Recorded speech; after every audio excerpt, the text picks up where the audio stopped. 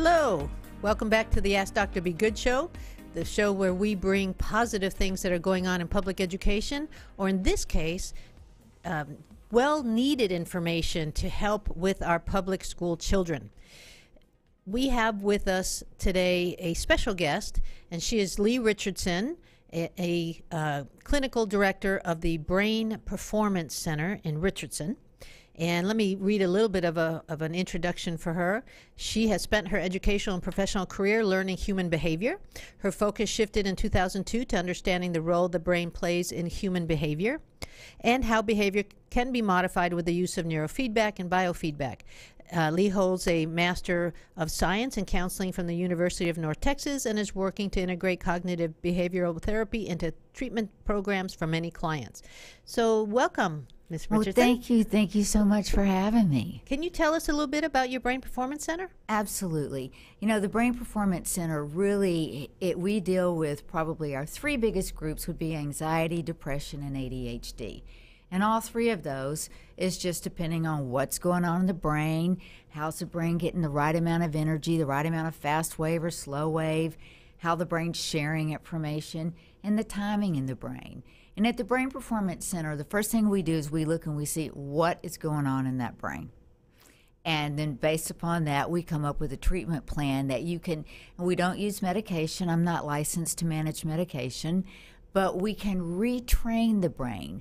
We can get the brain from a dysregulated state into a regulated state. And really, it's not hard to get that brain dysregulated. There are three things that create dysregulation.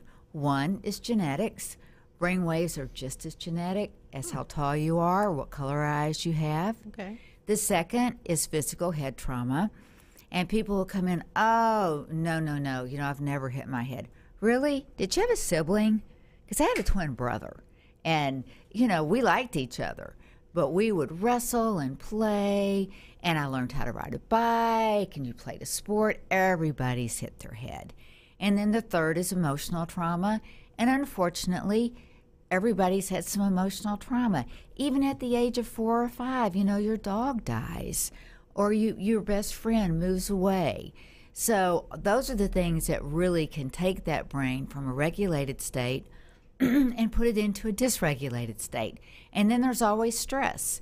Anytime your body gets stressed out, and you don't have to be an adult to feel stress. I'm sure you see that in your schools every day. How about around STAR time? You know, taking the STAR test. We have kids who can actually make themselves sick over it. Oh, absolutely, because when you get that stress going, you get in that fight or flight mode. Mm-hmm. Well, the central nervous system, kicks off the autonomic nervous system, and that sympathetic takes hold. Those adrenal glands start pumping all that cortisol out, and it can make you nauseous. It can make your heart beat really fast. It can get into the gray and the white matter of the brain. It can change the way the brain's wiring and firing. Wow. Well, so let's go backwards a little bit. I want to come back to some of the symptoms of a what do you call it, a dysregulated.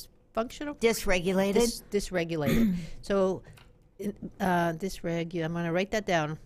Dysregulated brain. I want to come back to that, but let's go backwards first. Can you talk about the baby brain, and then how it changes over the years? I know the adolescent brain is famous for being a little, how can we say this, special? Well, you know, you start with it, and basically when you're born, your brain is born with all the neurons pretty much that it's going to have. Okay. By the time you're 3, your brain's 80% of adult size, and by the time you're 6, it's 90 to 95%. Yeah. So the framework is there, but it's just starting to develop. The brain develops from the back forward.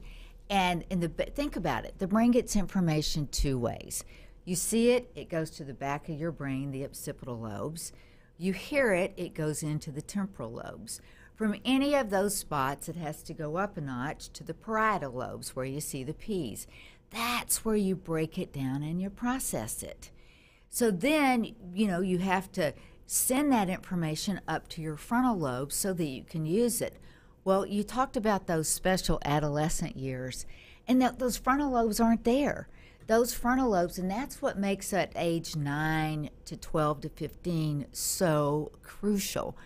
because those frontal lobes are just starting to develop.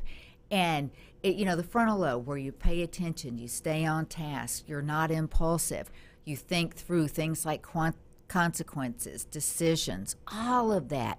It takes your frontal lobes. And when you don't have much there, it's really hard to do.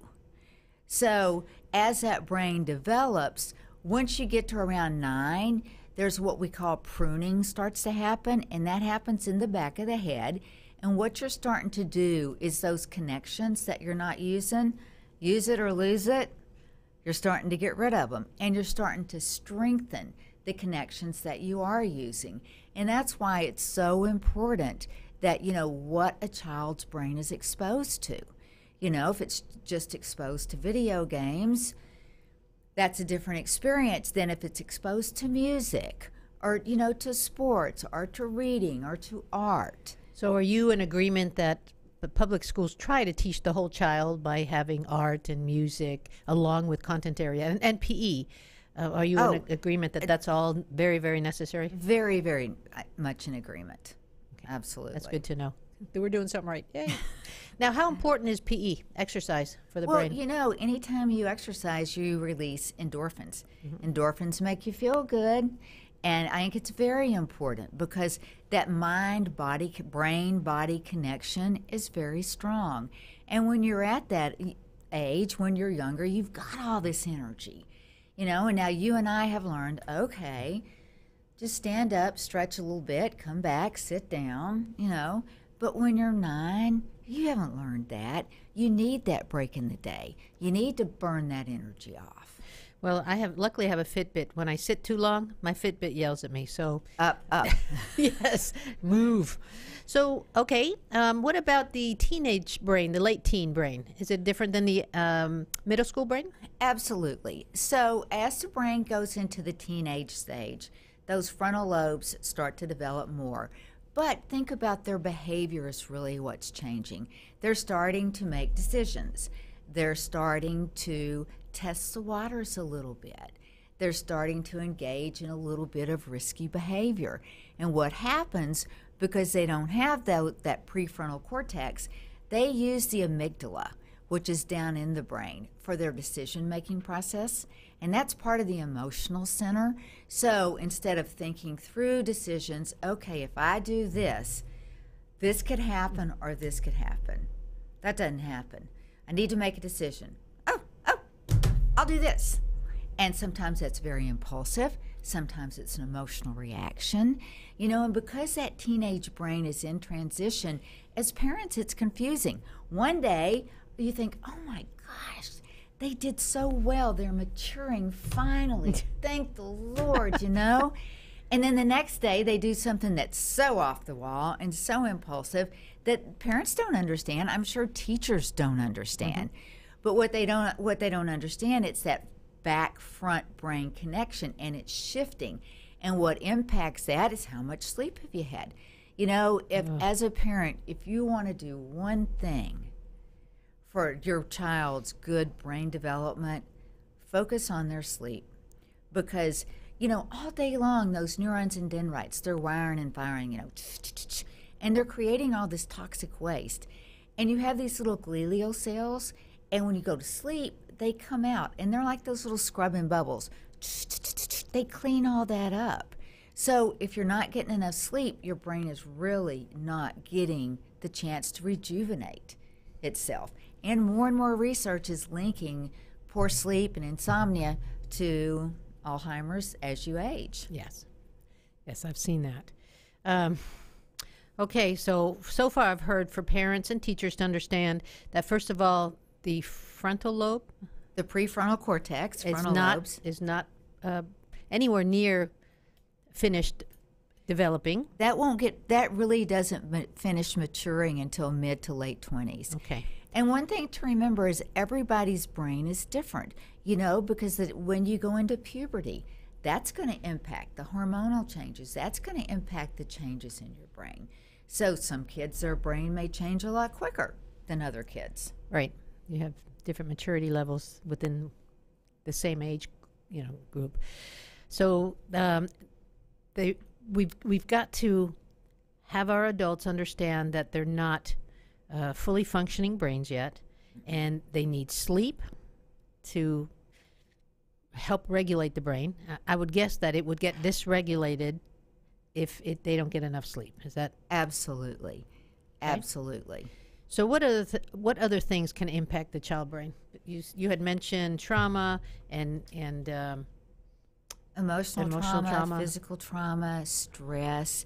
And, I think that a lot depends upon the environment that the child is in, because if you're an only child, you may be expected to act more independently at home than if you're one of three and you're the youngest.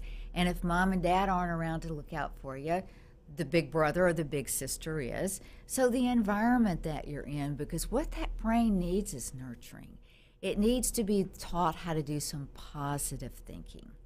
And a lot of times, we all work. I was a mom, I worked, I would come home, and a lot of times, we don't have the time to sit down and think. You come in, everybody's got all this negative energy going, and you need to make time to say, you know what? Does anybody know what a positive affirmation is? What's a positive affirmation? It's a positive statement you make about yourself. And there's a free app called Think Up, and you can record those affirmations in your own voice. Now, if you get the free version, you can only record 4. But then you can play those on your phone. And a lot of times, when you're 9 years old and you think the world is just about over and nobody likes you, nobody will sit with you, it can really help to hear in your own voice, you're a great kid. You are fabulous.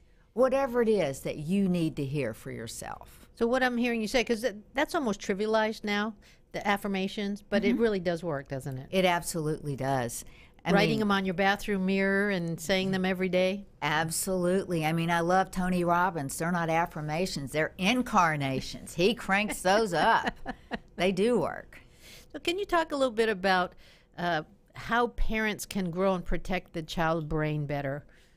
What are like 3 or 4 major things that a parent can do to help grow and protect their child's brain? Well, I think, when you say protect, I think of when your child is on a scooter or a bicycle, wear a helmet. Some good basic safety. Food, diet is very important. Some kids have a very high reaction to sugar. Some kids not at all. It's just like some adults with caffeine. Food dye can create a lot of problems for some kids. Gluten can create a lot of problems for some kids. So be sensitive and monitor your child's diet. Watch what they eat. And when you give them, those bright colored little fruity things and they go off the wall, note. And is it the sugar? Is it the food dye? So, that's one thing that you can look at. I think the best thing that you can do to help develop your child's brain is help them develop some logical thinking. And so when you make a decision, because I made decisions for my kids as long as I could, but I found that if I sat down and I talked them through the decision, and not always, but when I could, okay, this is the decision, let me explain to you how I came up with that. And it can be as simple as taking a piece of paper, drawing a line down the middle, put the good on one side and the bad on the other. Now, you tell me what the right decision is. And they'll get it. They can count by that time.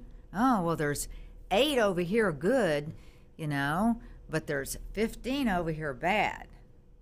Right. So I think, connecting with your child, and that takes time, and time is the one thing that nobody has enough of. Well, this is just a good reminder for parents. Parents know this, but sometimes they need reminders that they need to take the time to do several things. One is to sit down and make sure they're building that relationship with kids, with their own kids. Absolutely. That they don't let the everyday hustle and bustle of today's world, which is way faster than it was when we were growing up, that they be intentional in their relationship building with their kids. One of the things that I have said on several podcasts that I ask parents to do weekly is to sit down every either Saturday or Sunday and do a couple things. One is talk about what's going on at school. Let's go into the grade portal online, and let's look at your grades. Let's look at missing assignments. Let's talk about what happened this past week. And then,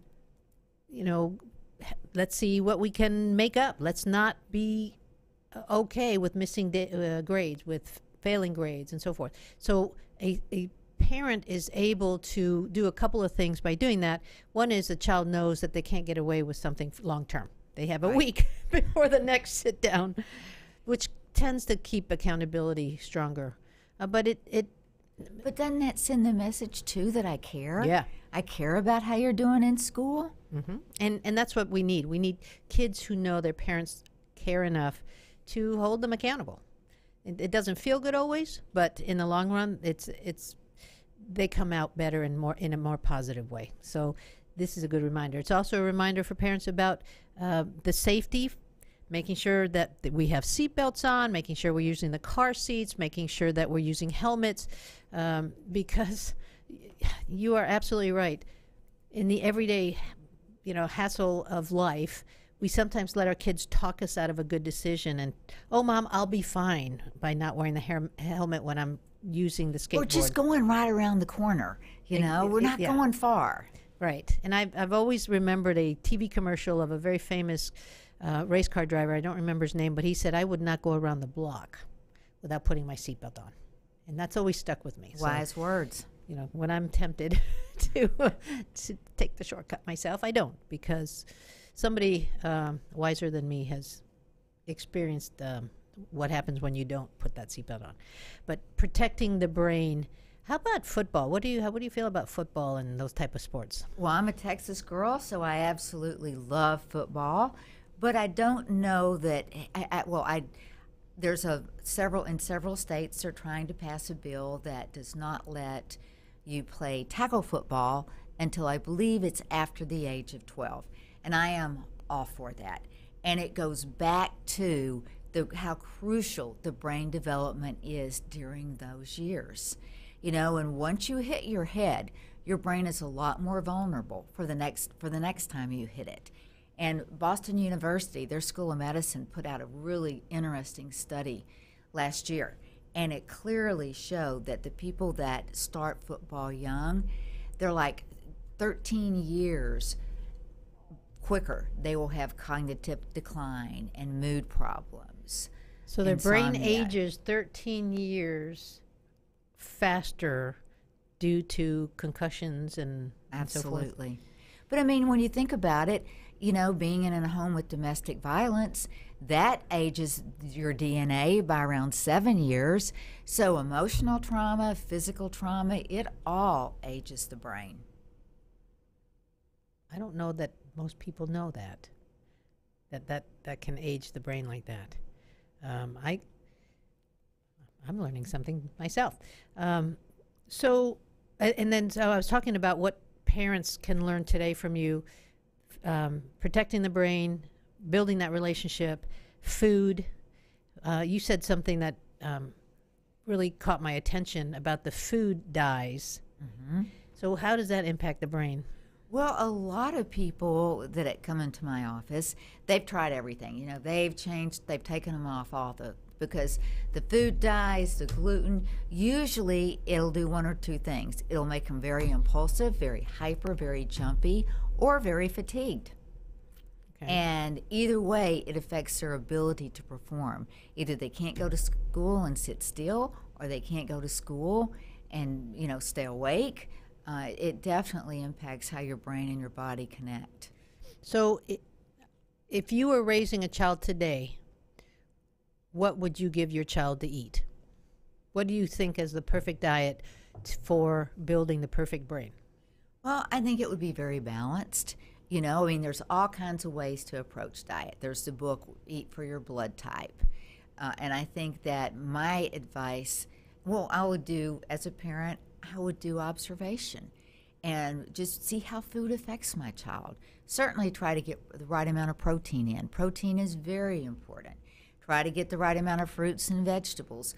Try to get the right amount of carbs, good carbs, not bad carbs. But I think the main thing that you have to do is see how that food affects your child. because it's not as easy as you do 1, 2, 3, because 1, 2, 3 may work well for one child, but it may not work at all for the other child. So as we getting low on time here, I do want to go back to the dysregulated brain. Can you talk about how to get a dysregulated brain back regulated? Okay. Well, I think that there's, different things that you can do. Of course, I take the approach of using neurofeedback, which is brainwave biofeedback. And what that does is that trains the brain how to get into a regulated state. Not everybody can go that route. And I think that there are other things that you can do. You can use things like focus on your breathing. If you're really anxious and you get really anxious, what you'll notice, you'll start to breathe real short, choppy breaths. 65% of the phone calls that go in to 911, I'm having a heart attack, I'm having a heart attack. They're having a panic attack. But they think they're having a heart attack because they feel like their heart's beating so hard. So focus on your breathing. I always say get grounded, put your feet on the floor. I like to put my hands on my knees. That gives me a sense of a connection to the ground. And focus on really slow, deep breathing. And you've got to get some action around your belly button. What does that mean? That means you've got to feel your gut going in and out.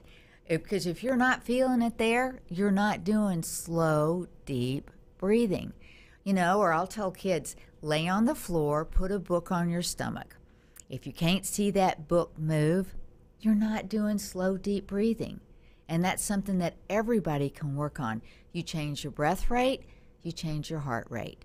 You do that, you create heart rate variability, and that's wellness. And how will that affect your brain? It calms the brain down. And trust me, it takes a lot of focus to do that slow, deep breathing. It's not easy. So you're making me think of in the last few years, we've had a term called mindfulness come up. Absolutely. Is that somewhat what you're talking about, to be more mindful of self? Well, yes. And to me, mindfulness is just staying present, stay in the moment. There was a guy at Harvard, and I forget his name, but he wrote a study, and he said 80% of us are either A, lost in the past, or B, worried about the future. Stay in the present, because if you're not lost in the past or worrying about the future, you're calmer. You're accepting things as they are. And to me, that's what mindfulness is just staying present. And using your breathing is a real good way to kind of bring yourself inward as well. Okay, so work more on mindfulness. And gratitude. That's true, too. I mean, gratitude every day. Think of 3 things that you're grateful for. And I do that, and some days it's the same 3 things it was yesterday. But that's okay. I'm still grateful for them. Is it better to do it in the morning or before you go to bed? When is that talk good? I think that's whatever's good for you. Sometimes I do it before I go to bed. It's kind of my way of closing down the day. And sometimes I'll do it in the morning. It's my way of opening the day. You had referred to something, and probably we could do a whole podcast on it all by itself. But I'll give you 3 minutes, and that is, what impact are this device use having on the kid brain? When you say device use, I'm going to include internet, gaming, cell phone, social media, and all of that. What happens when we start using, whether it's our phone or our video game, starts off, it feels good. We enjoy doing it. So in the brain, those neurotransmitters start to transmit dopamine. Dopamine is a really feel-good neurotransmitter. So it starts off, oh, I like this. I really like this. And then those little nerve cells, if you keep doing that same activity a lot and very intensely, those little nerve cells, they get confused. It goes from, oh, I like this, to, oh, I want this. I want to do this. And then it goes to, oh, I need this. And that's really... There's that dopamine, there's an addiction network in the brain. Addiction is a brain disease. So and I'm not saying all video or cell phone or Facebook is bad, but you've got to put some limitations around it. And it's easy. If your kid can't find their cell charger and they're having a major meltdown, that's a red flag. They may be addicted. All right. Well, so we've learned so much in this just short period of time. Is there anything that you want to leave us with as the 3 most important things to remember about our brain? And I'll take it from a parent or because we have adults listening, that we want our adults to understand about the brain so that it leads to possibly a change in behavior towards their children. 1, it's a work in progress. You have to appreciate that. 2, as like everything that's in progress, it needs to be nurtured for it to grow. And 3, it needs a little love. It needs to be taken care of. Okay. So again, I think for many parents, this is a good reminder to do that, to take the time to not be so busy that we don't take the time to see our kids. And when you think they're not thinking through things, you're right. They're not, but understand why they're not. They don't have very much in the frontal lobes. They don't get much help. Yeah, that's a big one right there, and that's for teachers as well. All right, well, this show is called the Ask Dr. Be Good Show. So is there anything that you would like to ask me? Well, in your schools, what is the one biggest challenge that you think that if people become more aware of their brain that you could change? That's a good question. I guess I would want our adults and again, parents and our staff, because it's not only teachers who influence kids, but it's to think of the behavior of the children as age appropriate. And I know that's sort of a funny thing to say, but I've had to on many occasions when we pull a parent, especially when I was principal, when we would pull a parent in because a child had been caught lying, and the parent would say, "My child doesn't lie."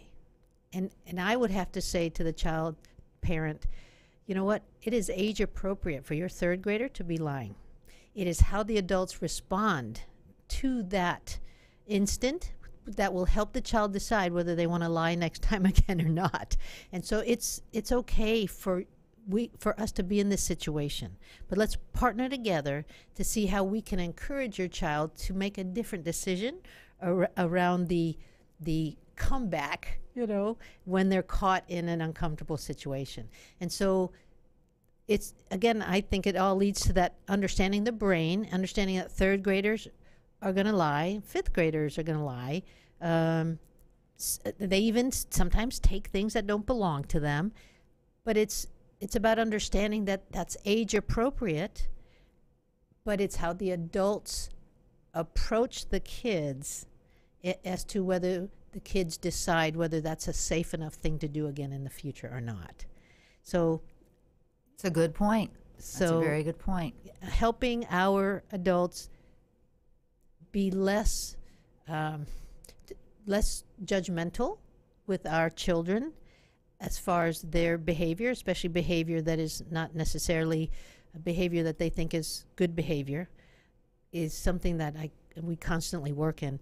We are in our 3rd year of restorative practice, as I shared with you earlier, off the show, and helping our adults understand their kids and now their brains better through building a relationship with them, so that when a child misbehaves, it's not that we want to instinctively punish them. We want to help them understand the harm that they've done to our classroom community that we've built up during the year.